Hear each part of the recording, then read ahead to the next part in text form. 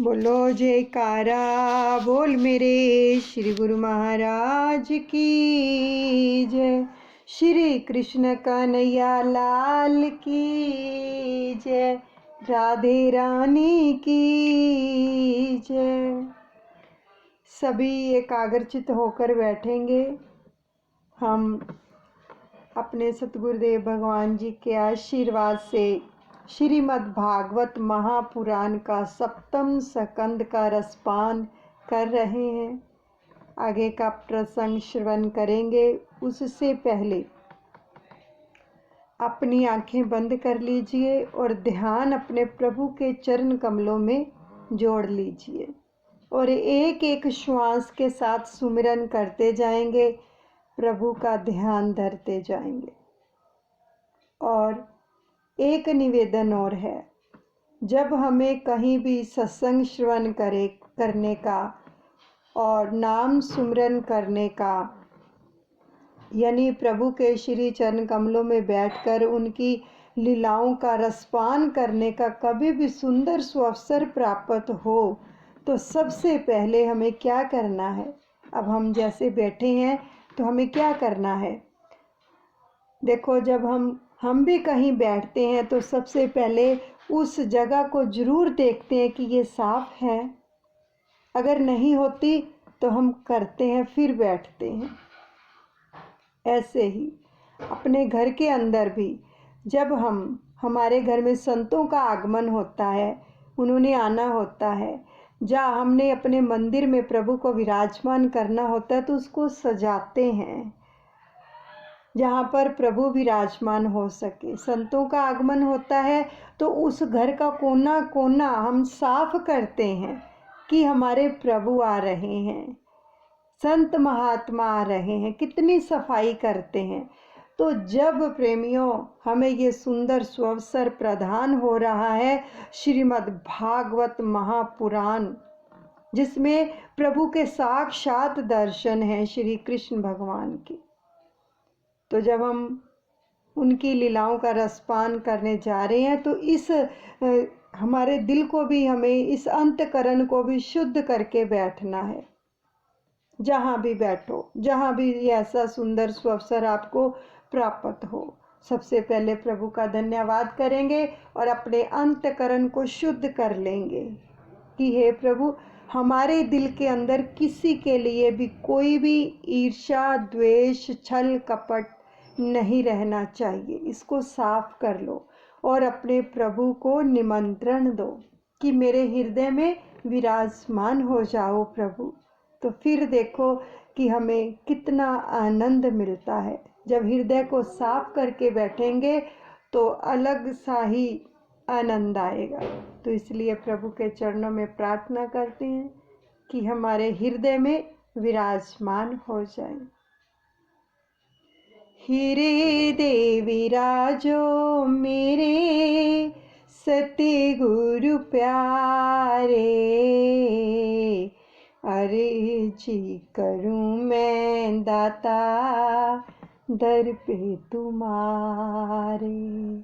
मने मेरा बांधो स्वामी श्री चरणन में, दास की झोली भर दो नाम के धन से। नाम ही तेरा मेरे काज सवारे, अर्जी करूं मैं दाता दर पे तुम्हारे। अब हृदय में प्रभु को विराजमान कर लिया है। अब सुंदर प्रसंग जो हम श्रवण करने जा रहे हैं उसका आनंद लेंगे। सर्वप्रथम अपने सतगुरुदेव भगवान के चरणों में साष्टांग दंडवत प्रणाम करते हैं। कृष्ण कन्हैया और राधा रानी के चरणों में भी दंडवत प्रणाम करते हैं। हरे रामा रामा रामा हरे हरे, हरे कृष्णा कृष्णा कृष्णा हरे हरे। आगे का प्रसंग हम श्रवण कर रहे हैं। कल जो हमने श्रवण किया था कि नरसिंह भगवान ने किस प्रकार प्रहलाद को वरदान दिया। आगे का प्रसंग है कि मन में पाप उभरे और आंखों में विकार आए, तब तब इन 2 अमृतों का पान करो। वो 2 अमृत क्या हैं? एक कथा अमृत और एक नामा अमृत। कथा का अमृत का रस पान करो और नाम जपो। ये दोनों अमृत का पान करेंगे तो कभी भी विकार नहीं आएंगे। ये नरसिंह भगवान फरमा रहे हैं। इनके पान से विषय तुम्हें नहीं सताएंगे। भोगी कभी योगी नहीं हो सकता। कली काल में मनुष्य भोगों है, अतः यदि वह योगी बनने का प्रयत्न करेगा तो भी उसे सफलता तुरंत नहीं मिल पाएगी। अतः नामा अमृत और कथा अमृत ही सरल उपाय है। कथा का अमृत पान करने से कथा के अंदर हमें बहुत कुछ सिखाया जाता है, जिससे हमारा अंतःकरण शुद्ध होता है और नाम सिमरन से भी हमारे मन की मैल धुलती है। कथा अमृत और नाम अमृत के पान से संसार सुखदायी और ब्रह्मा रूप लगता है। अज्ञानी को संसार दुख रूप लगता है क्योंकि उसकी दृष्टि में विकार है। ज्ञानी के लिए संसार सुख रूप है क्योंकि उसकी दृष्टि ब्रह्म में होती है। प्रहलाद कहने लगे, प्रभु आपने 2 अमृत बनाए हैं, यह तो ठीक है, किंतु मुझे तो इसका कोई लाभ ही नहीं। मैं जानता हूँ कि भगवान की कथा और नाम अमृत है, किंतु मेरा मन इस कथा कीर्तन में स्थिर ही नहीं हो पाता। सबके सवालों के जवाब मिल रहे हैं श्रीमद् भागवत जी में। कई बार कथा में भी कईयों का मन नहीं लगता और नाम सिमरन में भी मन नहीं लगता। अब यही प्रश्न प्रहलाद जी पूछ रहे हैं प्रभु से, और क्या फरमा रहे हैं? कीर्तन के बिना कथा परिपूर्ण नहीं हो सकती। कीर्तन के बिना कथा अपूर्ण है। अतिशय पापी को कृष्ण कीर्तन में आनंद नहीं मिलता है। जो बहुत पापी होता है, भगवान फरमा रहे हैं कि उसको कृष्ण कीर्तन में से भी आनंद नहीं मिलता। पाप और अभिमान को दूर करने के लिए कथा में जाना चाहिए। सबसे पहले कथा का अमृत रस पान करना चाहिए, फिर कीर्तन का आनंद मिलता है। अभिमान जैसा शत्रु कोई भी नहीं है। विवाह, मृत्यु और भोजन में बदली, यानी एक के बदले में दूसरा व्यक्ति नहीं चल सकती, तो फिर भजन में कैसे चल सकती है?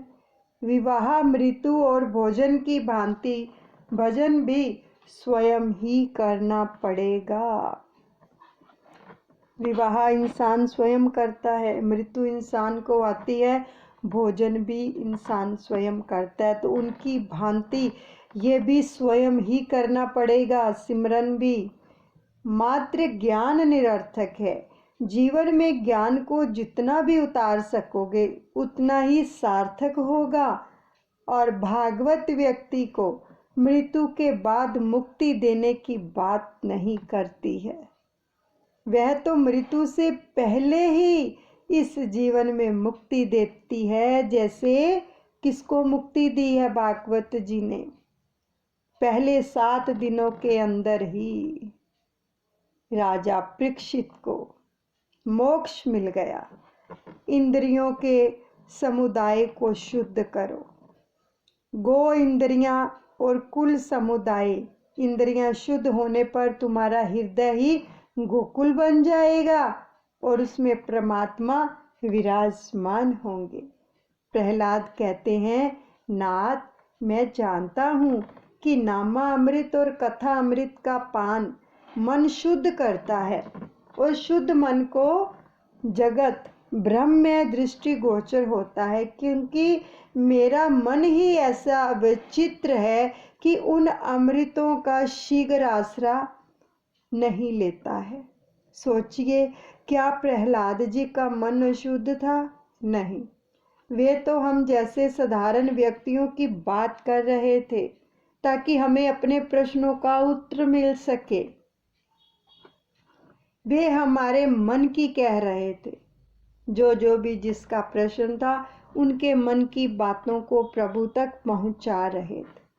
सांसारिक विषयों के चिंतन से हमारा मन विकृत हो गया है, अतः जगत भी हमें विकृत ही दिखाई देता है। सिद्ध ज्ञानी को जगत विकृत नहीं किंतु ब्रह्म रूप दिखाई देता है, क्योंकि वे परमात्मा का सतत चिंतन करते हैं। साधक को भी जगत दिखाई नहीं देता, क्योंकि वह तो साधन में लीन हो गया होता है, तो जगत कैसे दिखाई देगा? जो ईश्वर से विमुख है उसी के लिए ही जगत बिगड़ा हुआ है। नाम का आश्रय लेने पर मन सुधरता है। हम जैसे साधारण मानवों के लिए और कोई मार्ग ही नहीं है। संसार का चिंतन करने से मन बिगड़ा हुआ रहता है और श्री कृष्ण के स्वरूप का चिंतन करने पर और सिमरन करने पर यह मन क्या है, सुधर सकता है। तो करो चिंतन प्यारे प्रभु का। श्री कृष्ण गोविंद हरे मुरारे, हे नाथ नारायण वासुदेवा। प्रेम से गाइए, श्री कृष्ण गोविंद हरे मुरारे, हे नाथ नारायण वासुदेवा। जब हम कथा में बैठे हुए होते हैं तो हमारी दृष्टि बार बार घड़ी की ओर दौड़ती है, किंतु जब बातें करते होते हैं तब हाथ पर घड़ी के होने पर भी दृष्टि वहां नहीं जाती है और रात को 1:30 भी बज जाता है। समय का नाश, सर्वस्व का नाश। यदि मरते समय कोई लक्षाधिपति भी ठाकुर जी से कहे कि मैं 1,00,000 2,00,000 रुपए देने को तैयार हूँ, मुझे 2 दिन और दे दीजिए, तो क्या ठाकुर जी उसकी आयु बढ़ा देंगे? नहीं, क्योंकि भगवान समय का दान करने में बड़े कृपण है। यह मन बड़ा दुष्ट है, कामातुर है, सदा काम सुख का चिंतन करता रहता है। विषयों उपभोगों की अपेक्षा कामा सुख का चिंतन अधिक बुरा है। मन ऐसा बिगड़ा हुआ होता है कि वह कथा में स्थिर नहीं रहता। मन हर्ष, शोक और भय से युक्त है।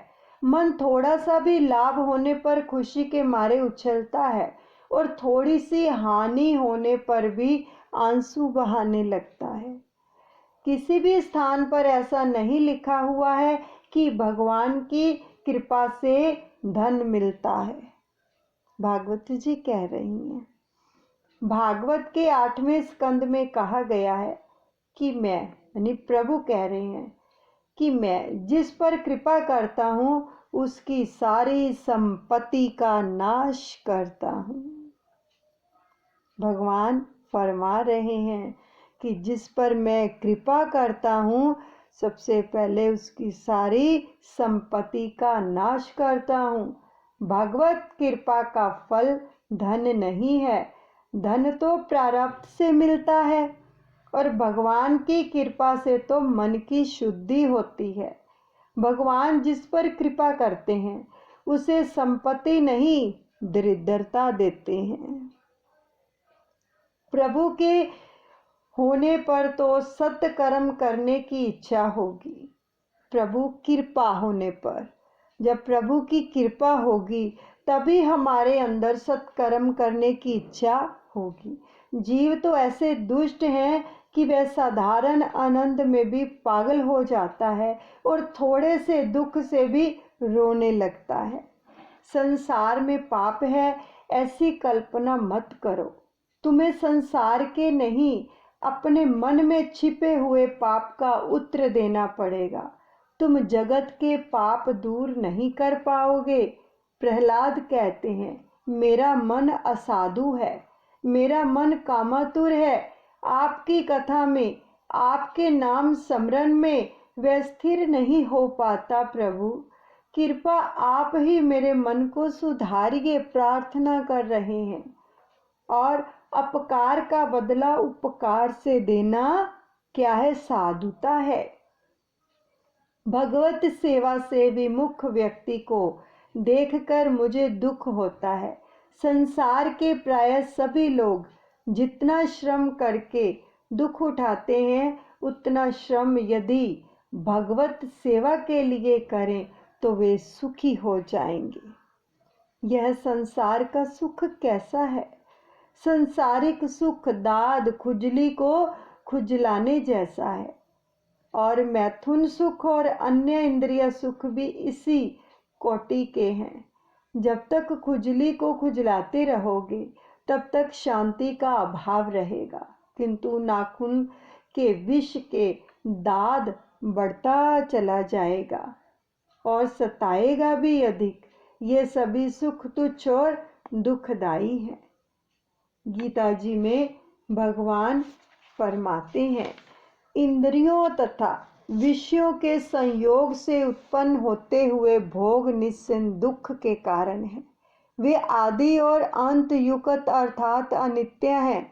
अतः हे अर्जुन, ज्ञानी मनुष्य इन सुखों में कभी नहीं भटकते। वे ऐसे सुख की इच्छा भी नहीं करते हैं जहाँ इंद्रियां ललचाने लगे। उस समय मानव यदि मन को शांत रखे और सावधान रहे तो वह सुखी हो सकता है। प्रहलाद प्रार्थना करने लगे, हे नाथ, मैं इन सब झंझटों से थक गया हूँ। तब प्रभु बोले, चल मैं तुझे अपने धाम ले चलूं। तो प्रहलाद ने कहा, मैं वहां अकेला नहीं आ सकता। मैं इतना स्वार्थी नहीं हूँ जो अपने इन बाल मित्रों को यहीं छोड़कर आपके साथ अकेला ही चल दूं। देखो प्रहलाद का हृदय कितना पावन है और विराट है कि जिनसे वो भजन भक्ति की बातें किया करते, उनको उपदेश दिया करते, उनसे खेला करते। तो उन्होंने कहा कि मैं इनके बिना अकेला नहीं जा सकता, मैं अकेला मुक्ति पाना नहीं चाहता। यहाँ पर बहुत ही सुंदर वचन आ रहे हैं, बहुत ही सुंदर। हमें भी ये पुरुषार्थ करना चाहिए। अगर हम कहीं भी, देखो अब सत्संग सुन रहे हैं, भगवान की कृपा बरस रही है, हम जुड़े हुए हैं, लेकिन अगर हम 10 जनों को और जोड़ेंगे, आगे सबको बोलेंगे कि आप भी जुड़ा करो, तो है परोपकार। अगर अपने लिए ही कर रहे हैं तो क्या किया? अपने लिए जिए तो क्या जिए ये जिंदगी, पोंछ दो आंसू किसी के है खुदा की बंदगी। अगर एक प्राणी भी आपके अनुग्रह करने से भागवत में लग गया तो आपका उद्धार निश्चित है, प्रभु कहते हैं। लेकिन हमने कभी प्रयास नहीं किया। हम क्या करते हैं, जहाँ पर कहीं सेल लगी होती है, कपड़े सस्ते मिलते हैं, सबको बताएंगे, अपने सगे संबंधियों को, आस पड़ोस को, जाओ वहाँ पर सेल लगी है। लेकिन अगर हम सत्संग में आकर कथा श्रवण कर रहे हैं, उसका रसपान कर रहे हैं, कार्तिक मास चल रहा है, अगर 10 जनों को जोड़ देंगे तो सोचो प्रभु की कितनी कृपा बरसेगी। ये भी तो एक परोपकार है किसी को प्रभु के चरणों से जोड़ देना, जो हमें प्रहलाद जी सिखा रहे हैं कि मैं अकेला नहीं जाऊंगा, मेरे साथ जो बाल मित्र हैं मैं उनको छोड़कर अकेला नहीं जा सकता। भागवत जी के एक एक वचन के अंदर इतना इतना गहरा राज भरा पड़ा है जो हमें लाभ देता है। आगे प्रहलाद जी कहते हैं, प्रहलाद जी कह रहे हैं अपने सहपाठी असुर बालकों का भी वो विचार करते हैं, क्योंकि वो असुर थे, दैत्य कुल में हुए थे तो वो असुर थे और वे सबकी मुक्ति चाहते हैं। ये होता है किसी के ऊपर दया करना, किसी के ऊपर उपकार करना, खाली अपने लिए ही नहीं दूसरों के लिए भी सोचना कि इनका भी उद्धार हो जाए किसी ना किसी तरह। तो मात्र स्वयं के कल्याणार्थ वन में साधन करने वाला व्यक्ति स्वार्थी है, ये भागवत जी कह रही हैं कि अकेला ही हम अपने लिए भजन करें, किसी का कोई मार्गदर्शन ना करें, किसी को चिताएं ना, तो वो हम स्वार्थी हुए। तो एकांत में तप साधन भजन जप करने वाला मात्र अपने आप का ही उद्धार कर पाता है, मात्र अपने आप का उद्धार करने वाला स्वार्थी है। अपने संग में जो कोई भी आए, यानी कि हमारा जितना भी सर्कल है, कितने हमारे फ्रेंड्स होते हैं, नियर डियर्स रिश्तेदार, कितना सर्कल होता है हमारा, तो उसका भी उद्धार करें, वही सच्चा वैष्णव है। ये एक परोपकार है, निष्काम सेवा है, क्योंकि जन्म बार बार नहीं मिलता है। अगर हम अब श्रेष्ठ कर्म करेंगे, भगवान फरमाते हैं, तभी मरणोपरांत भी हमारा जीवन श्रेष्ठ बन पाएगा। अपनी जन्मभूमि को, जगत के अन्य किसी भी जीव को सन्मार्ग की ओर ना ले आए, ना ले जाएं और एकांत में बैठकर तप ध्यान करते रहें, तो वह चाहे कैसा भी ज्ञानी क्यों ना हो, किंतु वो स्वार्थी ही है। भागवत जी में बार बार आ रहा है, स्वार्थी मत बनो। भागवत जी बार बार हमें समझा रही हैं, आपके साथ जो भी हैं उनको भी प्रेरित करो। आप जपो अवरा नाम जपाओ, ये गुरुवाणी में भी है। अतः प्रहलाद जी बोले, हे प्रभु, मैं स्वार्थी नहीं हूँ, मैं आपके धाम में आऊँगा तो अपने इन सभी मित्रों को साथ लेकर, ऐसे नहीं आऊँगा। ये क्या है? एक दया भाव है, करुणा, सहानुभूति। क्या हमें दूसरों के साथ है सहानुभूति? दया आती है उनके ऊपर? प्रभु को हम कई बार प्रार्थना करते हैं ना कि हमारे ऊपर दया करो, तो प्रभु क्या फरमाते हैं? अगर मुझसे दया चाहते हो तो मेरे बनाए हुए बंदों के ऊपर, मेरे बनाए हुए जीवों के ऊपर तुम दया करो, मैं तुम पर दया करूंगा। नाथ, मैं तो आपकी क्या स्तुति कर सकता हूँ, प्रहलाद कह रही हैं।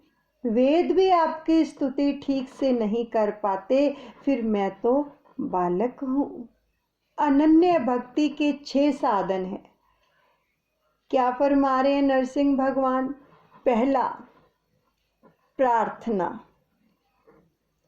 और दूसरा सेवा पूजा, और तीसरा है स्तुति, और जो चौथा है वो है वंदन, पापों को याद करते हुए वंदन करना।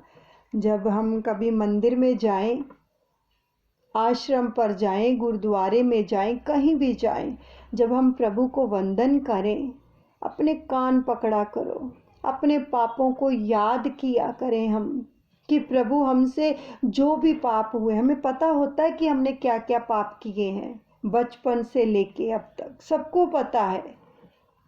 जाने अनजाने में बहुत सारे पाप होते हैं इंसान से।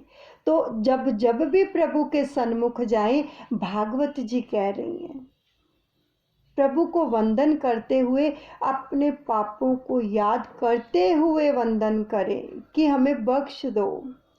और फिर पांचवा है स्मरण।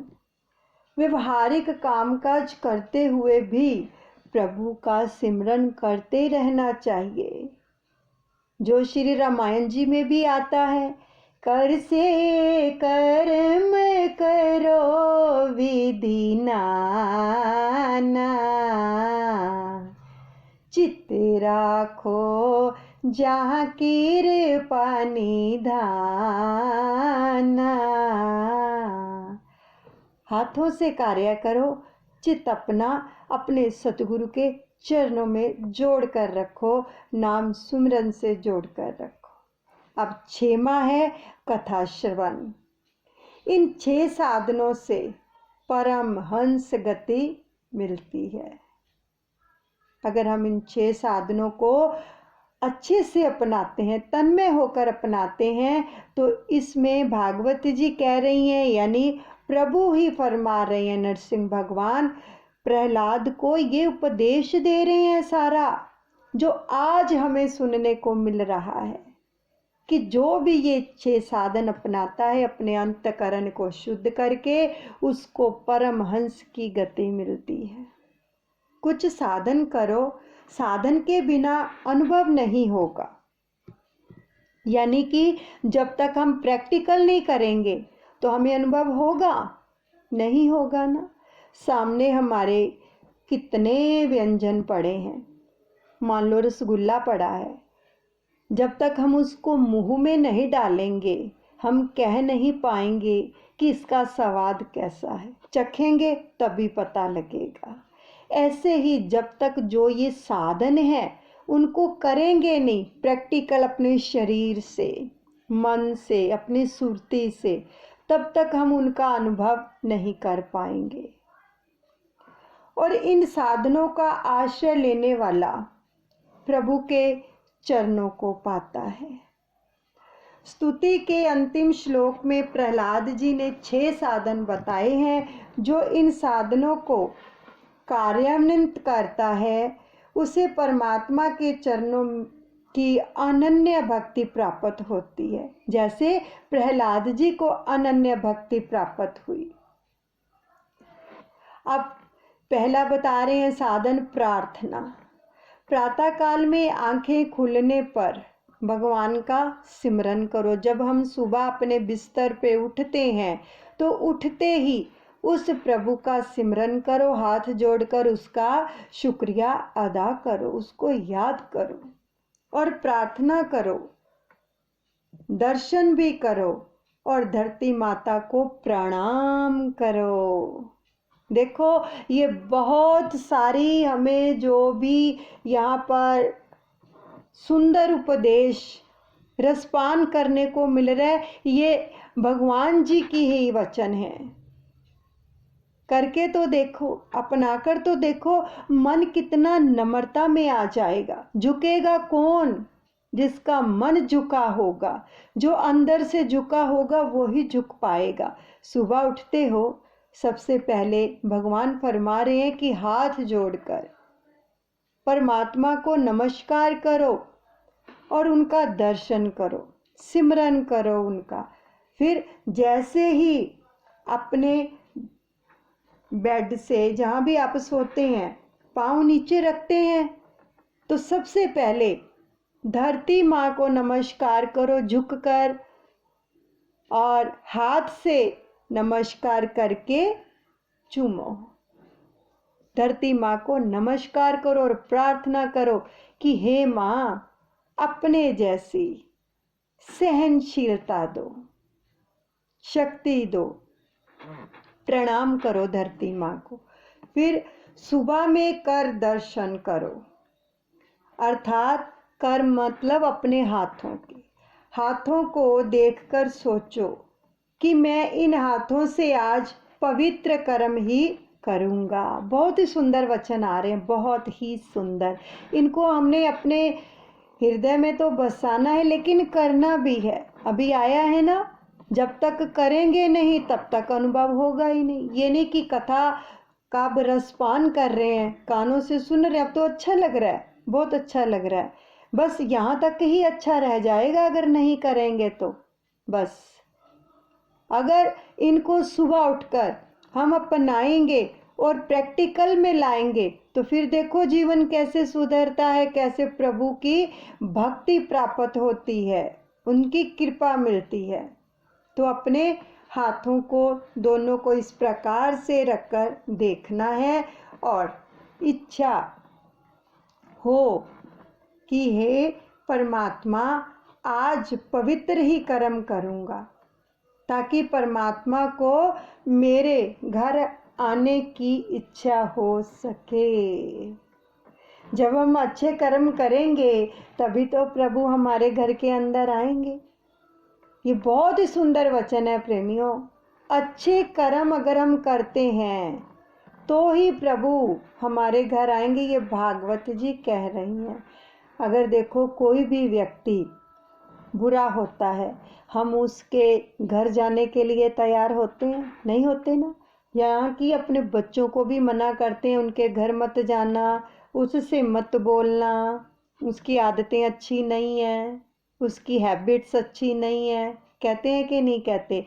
ऐसे ही अगर भगवान को अपने घर में बुलाना है तो उससे पहले हमें अपने आप को सुधारना पड़ेगा और अपने हाथों से भी अच्छे कर्म करने पड़ेंगे।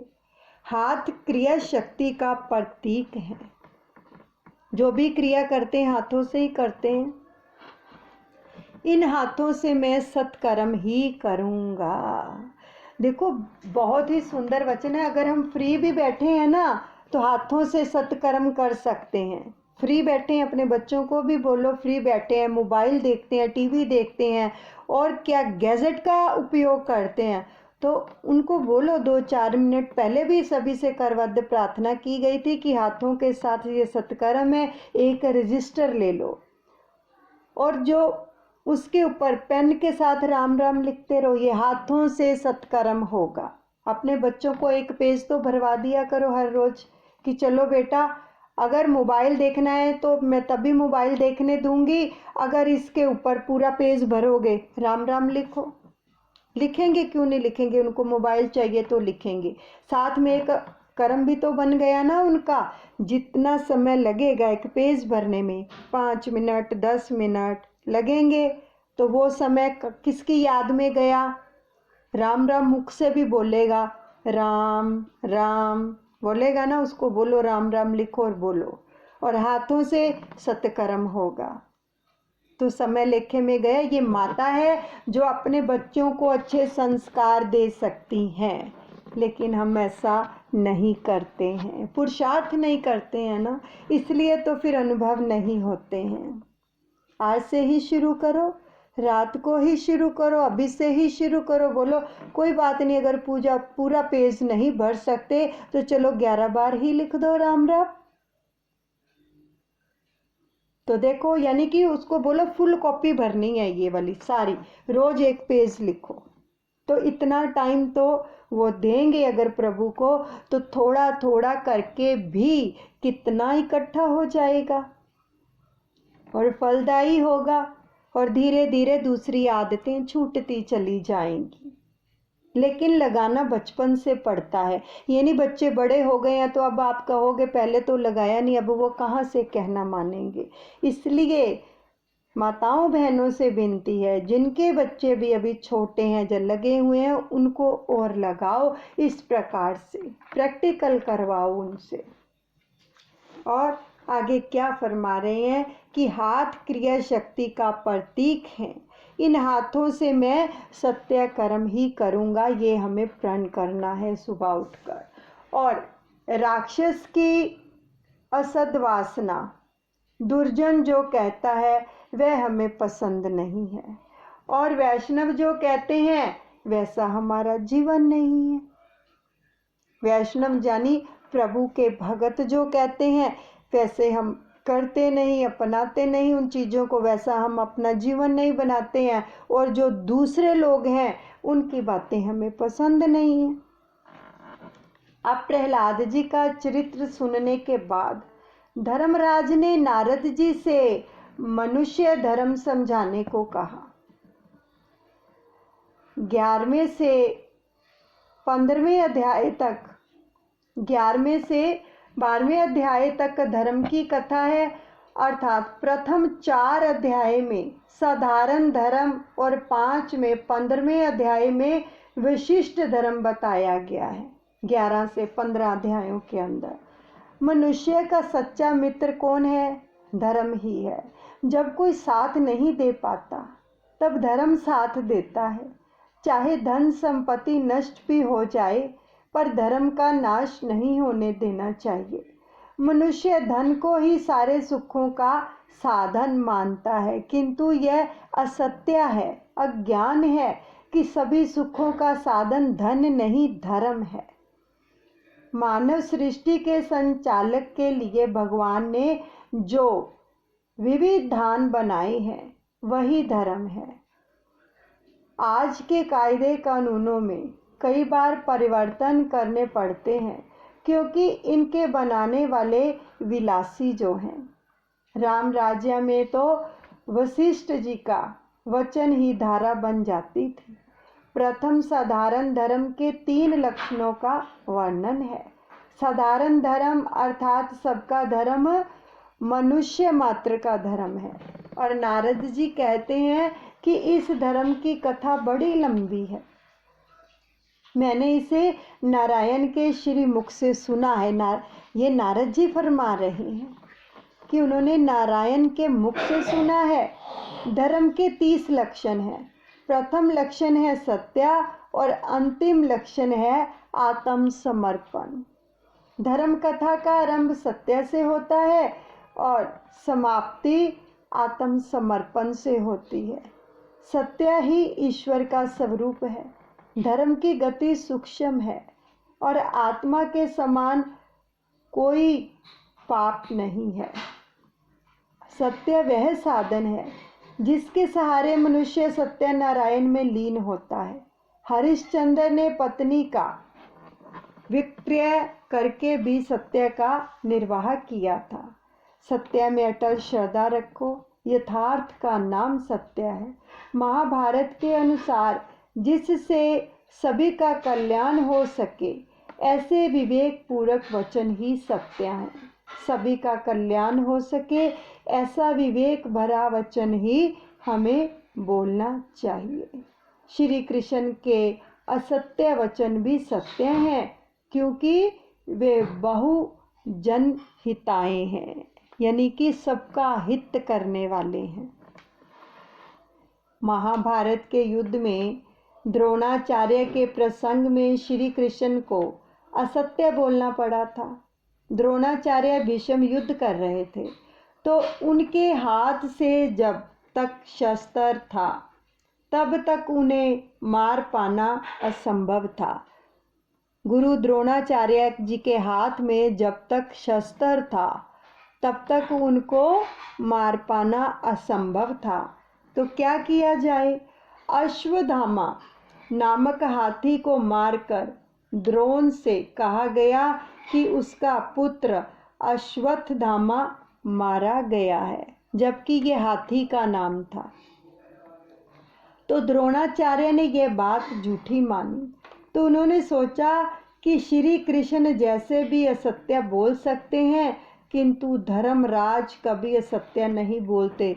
धर्मराज कौन थे? युधिष्ठिर। वो कभी झूठ नहीं बोलते थे, इसलिए उनको धर्मराज युधिष्ठिर के नाम से पुकारा जाता। मैं उनसे ही पूछ लूं। तो उन्होंने युधिष्ठिर के पास जाकर कहा, यदि मेरा पुत्र ही मरा है तो मुझे शस्त्र त्याग करना पड़ेगा। क्या सचमुच मेरा पुत्र मारा गया है? गुरु द्रोणाचार्य ने युधिष्ठिर जी से पूछा। तो श्री कृष्ण ने युधिष्ठिर जी से कहा था कि बोल देना अश्वत्थामा हतः, यानी श्री कृष्ण जी ने उनको बोल दिया था कि आपने हाँ ही करनी है, तो सत्यवध का नियम मैंने बनाया है, अतः इसमें परिवर्तन करने का मुझे अधिकार है। सत्य वही है कि जिसे विवेक से बोलने से कभी सभी का कल्याण होता है। अगर विवेक से बोला जाए झूठ तो उसमें सभी का कल्याण होता है। अब गुरु द्रोणाचार्य के शस्त्र त्याग से कौरवों की प्रजा होगी और पांडवों को राज्य मिलेगा। दुर्योधन की हत्या से पाप अधिक नहीं होगा, अपितु इससे स्वयं दुर्योधन का कल्याण ही होगा। कोई प्रश्न करेगा कि सभी का तो कल्याण होता, किंतु द्रोणाचार्य को क्या लाभ होता? द्रोणाचार्य देव संपन्न ब्राह्मण है और ब्राह्मण को युद्ध करने का अधिकार नहीं है। यदि उसे कभी युद्ध करना भी पड़े तो मात्र धर्म की रक्षा के हेतु ही युद्ध करना चाहिए, जबकि वो कौरवों की तरफ से युद्ध कर रहे थे। तो ब्राह्मण होते हुए भी द्रोणाचार्य युद्ध करते हैं, अतः उनके शस्त्र त्याग से उनका ही कल्याण होना है। मैं द्रोणाचार्य को नरसंहार के पाप कर्म से रोकना चाहता हूँ, अतः मेरी यह आज्ञा है। धर्मराज ने द्रोणाचार्य को सुनाई। भगवान श्री कृष्ण कह रहे हैं कि मेरी ये आज्ञा है, मैं उनको इस पाप से रोकना चाहता हूँ, क्योंकि ब्राह्मण अगर शस्त्र पकड़कर वध करेगा तो उसको और भी पाप लगेगा। तो देखो भगवान सबका हित चाहते हैं। तो अश्वत्थामा हतः, किंतु दबे होठों से आगे बोले नरो व कुंजरो व, यानी धर्मराज के शब्द सुनकर द्रोणाचार्य ने शस्त्रों का त्याग किया और श्री कृष्ण ने जो था प्रद्युम्न को आज्ञा दी कि द्रोणाचार्य का सिर उड़ा दो। उनकी मृत्यु हुई और सभी का कल्याण हुआ। तो दया भाव धर्म का द्वितीय लक्षण है। जहाँ तक हो सके दूसरों का भला करो। हर रोज सोचो कि क्या मैंने आज किसी का कुछ काम किया है, जो थोड़ा सा ही क्यों ना करो। चाहे हम बाहर जाते हैं ना, किसी को रोड क्रॉस क्यों ना करवा दो, ये भी एक भला कार्य है। कोई बुजुर्ग जा रहा है, उसकी हेल्प कर दो, यानी किसी भी प्रकार से किसी की सहायता कर दो। तो सोचो कि आज हमने कोई ऐसा छोटा सा भी कार्य किया है किसी के लिए। क्या मैंने परमात्मा को जो पसंद आए वैसा कोई काम किया है, या निंदा चुगली छल कपट चोरी यारी ये सब किया है? ये हम रोज सोचें, क्योंकि तुलसीदास जी ने भी कहा है, तुलसी दया न छोड़िए जब लग घट में प्राण। जब तक हमारे घट के अंदर प्राण है तब तक हमें दया को नहीं छोड़ना चाहिए। दया जीवों पर करते रहना चाहिए, क्योंकि हम भी तो जीवन भर प्रभु से दया की भीख मांगते हैं ना, कि दया करो हम पर। रोज बोलते हैं हम, और श्री विनती में भी बोलते हैं, रोज बोलते हैं, दोनों समय दया करो प्रभु। तो दया अपने को भी तो दूसरों पर करनी चाहिए ना। तो जो साधक इस जन्म में ईश्वर का साक्षात्कार करना चाहते हैं, उन्हें सोच समझकर विवेक पूर्वक दया करनी चाहिए। कभी कभी क्या होता है कि दया भाव भजन में विक्षेप करता है। तीसरी बात है पवित्रता की। पवित्रता सभी का धर्म है। आजकल लोग शरीर को बहुत शुद्ध करते हैं, किंतु मन को शुद्ध नहीं रखते। ऊपर से तो हम शुद्ध रहते हैं, लेकिन अंतःकरण को हम शुद्ध नहीं रखते हैं। अगर अंतःकरण शुद्ध नहीं होगा तो प्रभु विराजमान नहीं होंगे। ये सच्ची बात है। मन शुद्धि चित्त शुद्धि आवश्यक है। मन मृत्यु के बाद भी क्या है, साथ साथ ही जाएगा। मन के अलावा और कुछ साथ नहीं जाएगा। अतः इसे क्या है, पवित्र रखना आवश्यक है, क्योंकि मन से ही तो संकल्प विकल्प उठते रहते हैं, तो वो ही फिर हमारी प्रारब्ध बन जाते हैं। तो इसलिए मन को शुद्ध रखना बहुत ही आवश्यक है। शरीर की अपेक्षा पाप तो मन से अधिक होते हैं। जो मन से पाप करता है उसका मन ईश्वर के ध्यान में स्थिर नहीं हो पाता। व्यवहार से आत्मा इतनी धुल मिल जाती है कि मन के पाप का उसे ध्यान ही नहीं रहता है। अब देखो, एक व्यक्ति है, बिस्तर पर पड़ा हुआ है, लेकिन उसकी सुरती परमात्मा से जुड़ी हुई है। वो नहाया नहीं है कितने दिनों से, लेकिन उसकी सुरती जुड़ी हुई है। तो भगवान ये थोड़ी ना देखेंगे कि इसका शरीर शुद्ध नहीं है, वो चित्त को देखेंगे कि चित्त मेरे नाम में जुड़ा हुआ है, मन मेरे में लगा हुआ है, तभी उसका उद्धार होगा। तो इसलिए हमें सबसे पहले अपने अंतःकरण को शुद्ध करना है। चौथा धर्म है तपश्चर्या। विचार, वाणी और बर्तन को शुद्ध रखना ही तपश्चर्या है। शुरू से ही दादा गुरुदेव इन सब चीज़ों की हमें साधना करवा रहे हैं ना, विचार, वाणी और व्यवहार की, और वही भागवत जी में आ रहा है। जब तक ये तीनों चीज़ें शुद्ध नहीं होंगी तो हम भगवत प्राप्ति नहीं कर सकते हैं, जो मर्जी कर लें। जब तक शुद्ध नहीं होगी तो हमें शुद्ध करना। अब पांचवा धर्म है तितिक्षा। तितिक्षा का मतलब होता है सहनशीलता। भगवत कृपा से जो भी दुख मिले उसे सहन कर लो। ये मत कहो कि हम इतना भजन करते हैं, सुबह शाम श्री आरती पूजा भी करते हैं, दर्शनों पर भी जाते हैं, सत्कर्म भी करते हैं, लेकिन हमें कितने दुख मिल रहे हैं, उनको सहन कर लो। अभी अभी आए हैं वचन प्रभु के, सबने श्रवण किए हैं कि प्रभु विपत्ति कब देते हैं, जिस पर कृपा करते हैं। दरिद्रता कब देते हैं, जब कृपा करते हैं, ताकि उनमें मन लगा रहे। तो शत्रु के प्रति भी सद्भावना बनाए रखो। अगर हम शत्रु के प्रति भी अपनी सद्भावना बनाए रखेंगे तो हमारी वाइब्रेशन उसके पास पॉजिटिव वाइब्रेशन जाएंगी, नेगेटिव नहीं जाएंगी। और पॉजिटिव वाइब्रेशन उसको क्या करेंगी, वैसा ही बनाएंगी। वो हमारे साथ वैसा ही व्यवहार करेगा जो उसके प्रति हमारे मन में होगा। ये आप प्रैक्टिकल करके देख सकते हो। दूसरों के प्रति हम जैसे भाव रखेंगे हमें आगे से वैसा ही व्यवहार मिलेगा उनका। तो तभी परमात्मा आपके पक्ष में रहेंगे। अगर आप शत्रु के प्रति भी सद्भाव बनाए रखोगे, परमात्मा तभी हमारे पक्ष में रहेंगे और आपके शत्रु को दंड देंगे। तो इसलिए हमें कभी भी अपने शत्रुओं के साथ मन के अंदर बैर नहीं रखना चाहिए, क्योंकि उनकी अंदर उनके लिए सद्भावना रखो, प्रभु अपने आप देखेंगे। हमें इनसे कोई प्रयोजन नहीं होना चाहिए, हमें केवल प्रभु की भक्ति करनी है। और एक महात्मा देखो जप करते हुए जा रहे थे, बड़ा सुंदर प्रसंग है, सभी सुने बड़े प्रेम से, कि एक महात्मा जप करते हुए जा रहे थे। रास्ते में किसी धोबी ने सुखाने के लिए कपड़े फैलाए हुए थे।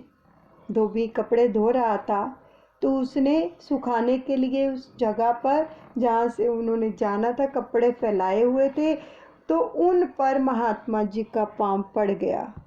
धोबी के कपड़ों के ऊपर महात्मा का पाँव पड़ गया। तो धोबी ने यह देखा तो वह तो महात्मा को लकड़ी से पीटने लगा। अब भगवान ने सोचा कि यह महात्मा तो मेरा ही नाम जप रहा था, अतः मैं उसकी रक्षा नहीं करूँगा तो मेरी प्रतिष्ठा का क्या होगा। भगवान सोच रहे हैं कि वो तो महात्मा तो मेरा नाम जप रहा था, धोबी उनको लकड़ी से पीट रहा है, वो फिर भी कुछ नहीं कह रहे हैं। अगर मैं नहीं करूँगा इसकी सहायता तो मेरी प्रतिष्ठा क्या होगी। ठीक है। तो महात्मा की रक्षा के लिए वे बैकुंठ से धरती पर उतर आए प्रभु। इधर महात्मा की सहनशीलता ने जवाब दे दिया। बड़े ही सुंदर वचन है, इनको ग्रहण कीजिए कि उस धोबी ने उनको इतना ज़्यादा वो कर दिया कि उनकी सहनशीलता का बांध टूट गया। तो उन्होंने सोचा कि इस धोबी से मैं अधिक क्या हूँ, सशक्त हूँ, शक्तिशाली हूँ, क्योंकि मैं प्रभु का नाम लेता हूँ। अहंकार आ गया मन में। तो उन्होंने धोबी को मारने के लिए लकड़ी उठाई। बलवान थे, अच्छे सेहत में भी। तो लकड़ी उठा ली। तो प्रभु ने यह देखा तो वह वापस चले गए, क्योंकि जब तक तो उनके नाम का आश्रय लिया हुआ था, तब तक तो प्रभु को लगा कि मुझे जाना चाहिए। लेकिन उनके नाम का जैसे ही आश्रय छोड़ा और हाथ में लकड़ी उठा ली, तो प्रभु का नाम छूट गया और हाथ में क्या आया, प्रभु वापस चले गए। तो भगवान तुरंत वापस आ पहुँचे। तो लक्ष्मी जी ने कारण पूछा। तो भगवान ने कहा, जब वह महात्मा नहीं है, अब वो महात्मा नहीं है, क्योंकि जब नाम जप रहे थे तभी महात्मा थे। अब तो दो धोबी लड़ रहे हैं। भगवान ने उनको भी धोबी की पदवी दे दी कि अब वो महात्मा नहीं है, अब तो दो धोबी लड़ रहे हैं। तो महात्मा ने सहनशीलता का त्याग करके उस धोबी सा ही आचरण ग्रहण कर लिया था, उसी का ही आचरण ले लिया कि उसके जैसे बन गए। अब मुझे वहाँ करना ही क्या था, ये भगवान लक्ष्मी जी को कह रहे हैं। तो हमारे अंदर कितनी सहनशीलता होगी, तभी भगवान का हमें आश्रय मिल पाएगा। हमारे सहनशीलता का बांध जब टूट जाता है तो सारा काम गड़बड़ हो जाता है। करते तो हम खुद ही हैं और दोष भगवान को देते हैं कि हम तो इतना सहते हैं, तो फिर भी हमारे साथ ऐसा होता है। हम दूसरों की बातों को सहते कहाँ सहते हैं, मन में कहीं ना कहीं तो कुछ चलता ही होता है ना। अगर हाथों से नहीं करते हैं तो अगर मन में दूसरों के प्रति विचार चलते हैं, वाणी तो चुप रहती है लेकिन मन के अंदर ये सब चलता रहता है, तो भी समझो हम जवाब दे रहे हैं, तो भी भगवान नहीं आएंगे। तो इस कथा से हमें क्या शिक्षा मिलती है कि भगवान के नाम को अच्छे से पकड़ कर रखो। अगर हम चाहते हैं कि भगवान हमारे होकर रहें, तो हमें भी तो भगवान के होकर रहना चाहिए कि नहीं। एंड तक कुछ भी हो जाए, नाम जपते रहेंगे, छोड़ेंगे नहीं। जहाँ पर उनका साथ छूटा नहीं, वहाँ पर पकड़ लिए जाएंगे। नेगेटिविटी घेर लेगी, नकारात्मकता घेर लेगी, तो फिर क्या होगा, फिर वो ही होगा जो धोबी धोबी कर रहे थे। तो इसलिए अगर प्रभु का साथ चाहिए तो निरंतर निरंतर निरंतर सदैव उनका सिमरन करते रहें, उनको पकड़ के रखें सिमरन को। तो इसी के साथ ही सप्तम स्कंद को विश्राम देते हैं। प्रेम से गाइए। श्री राधे गोविंदा गोपाला तेरा प्यारा नाम है। श्री राधे गोविंदा गोपाला तेरा प्यारा नाम है। गोपाला तेरा प्यारा नाम है। नंदलाला तेरा प्यारा नाम है। हरे रामा रामा रामा हरे हरे, हरे कृष्णा कृष्णा कृष्णा हरे हरे। सभी अपने प्रभु के चरणों में समर्पण करते हैं। बोलिए सतगुरुदेव भगवान की जय। कृष्ण कन्हैया लाल की जय। राधे रानी की जय।